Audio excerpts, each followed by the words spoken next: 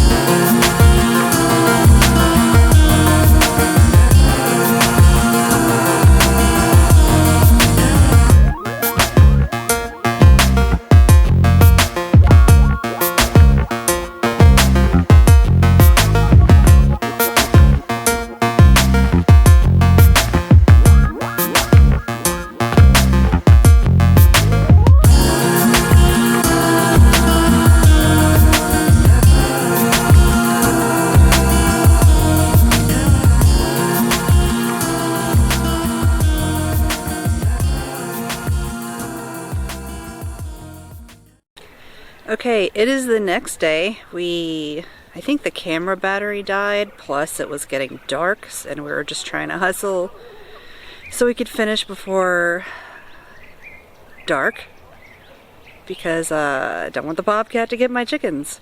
So this is all held together with paracord, zip ties, and gravity.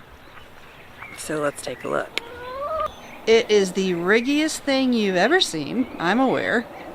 But it's doing the job. I realized this morning that I didn't cover the hay bales last night, so I have to do that. But it's got a solid roof, relatively. The roof's relatively solid. It has a door. They can go in and out right through there. They can just barely fit. I do put another pallet and a solid door there at night, because the whole point of this is because of that bobcat. So I'm probably going to sit down with Ken and we're going to do an AAR. And if you weren't in the Army, that's after action review. It's something you do to figure out what you did right and what you did wrong, what you can do better next time. Okay, I'm here with Ken and we're going to start the after action review. You just saw the coop and what it looks like. And so now we're going to go through the positives, negatives, and our future plans. And I'm going to do the positives, he's going to do the negatives. There are 3 major positives, and the notes are down here, that's what I'm looking at. The biggest positive is that it's more secure, and I don't worry that a bobcat is going to climb in, break through the netting on the top, and get my chickens. I'm sleeping a little bit better at night because I don't worry about that so much. It's easier to get into the coop in and out because it's a square doorway and not like a hay bale and a weird curved thing.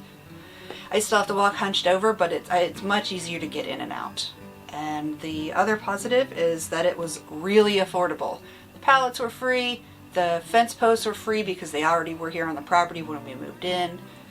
Expenses were gas and time. We also used paracord and zip ties. That's maybe $3. So it's super inexpensive. Yeah. And we already had the zip ties. Yeah, we already had everything. We didn't actually have to go buy any of it. Yeah. But we had paid for it. We paid for it. Okay, so the negatives.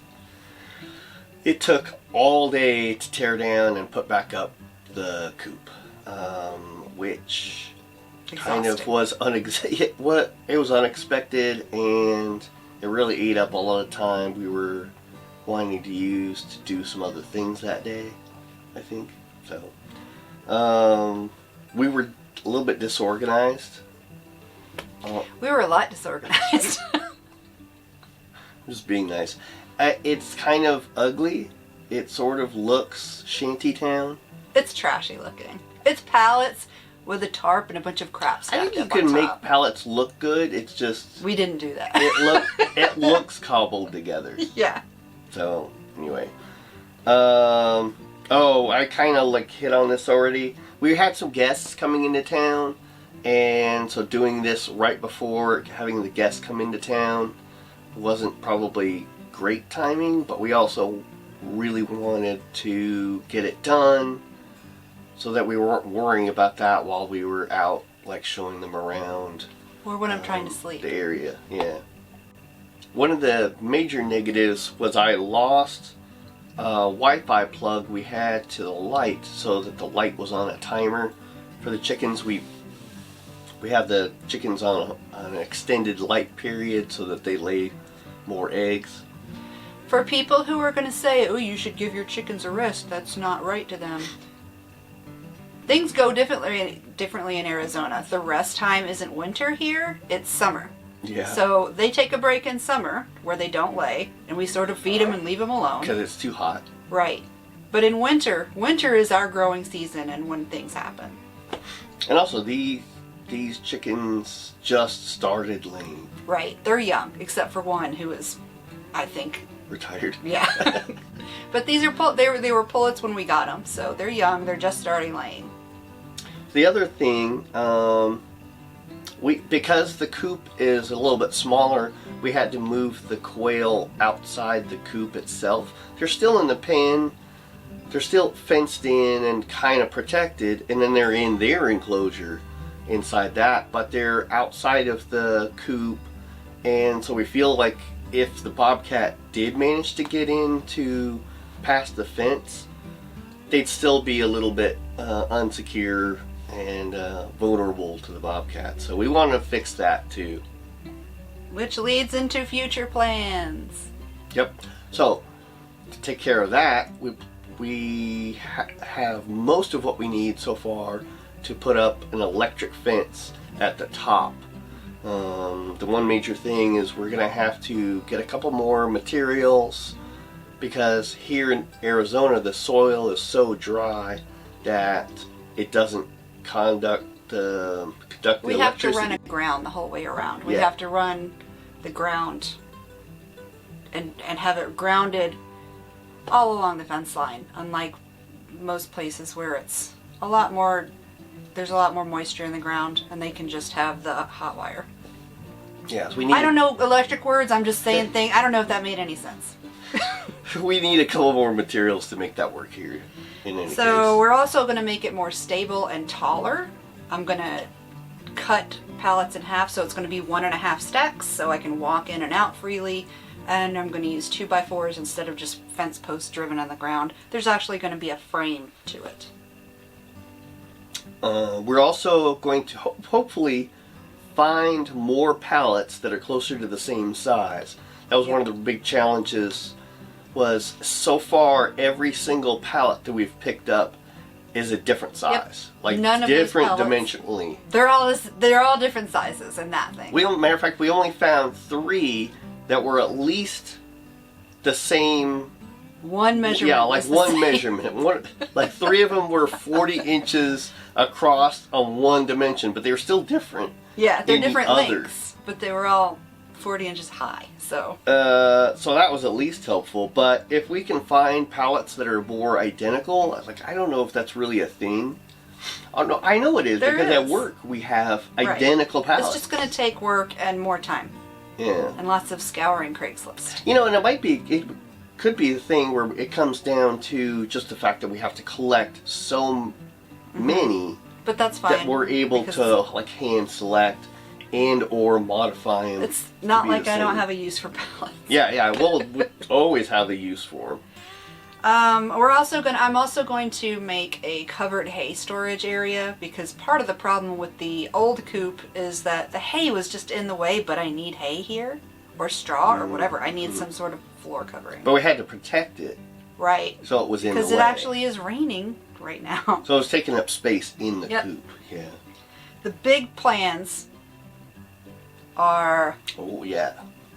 so we'll have electric fencing all over the entire dog yard, and the chicken yard used to be part of the dog yard. We just fenced it off. I'm super excited about this because We're going to this'll free be- range the quail and where the chickens are right now. Yeah, the chicken pen will become our quail pen, and the dog yard will It's the become chicken yard. But that means I the can get new more chicken yard. chickens. And we can have a lot more quail. Right. We're And- also, you go. A major positive for that for me is that the quail will start laying eggs around. They're not going to be as crowded, so their Cleaner eggs are going to be eggs. cleaner. Yeah. Yeah. And I plan on having a shelter so I can have meat rabbits in there too, just sort of over the quail. And they'll be running around underneath. And hopefully I can stick a worm bin under that. Right. I'd like to get a broody, like bantam chicken. Yeah, a Maybe silky. like a silky. Silky yeah, to brood. to brood the quail eggs, so I'm not having to incubate them inside. Although I probably will end up doing that anyway. And that comes to the advice part. If you know of a good bantam Yeah, like chicken, tiny hen. I know silkies are small, but are they small enough to brood quail eggs? And if you know of a bantam breed like sea brights, I would love, but I don't know how broody they get. If you know of a breed, let me know in comments. We need a tiny broody chicken. Yeah. If you know, if you have advice on how to secure our yard better, or the coop, or how to build it better, let us know. If you have electric fence knowledge, hit me up in comments. because Especially if I you're know used to nothing doing it in about the desert. Yeah. I mean, it's It's gonna going to be a lot different really from, different say, than North Carolina, Exactly. Yeah, that's everybody I exactly see. what I was gonna say. which I think that's it for this week. You can follow me on Instagram at Homestead Witchery and at Cleverkins Curios. You can visit my shop at cleverkinscurios.com. And that's it. Thanks for watching. See you next week. Take care.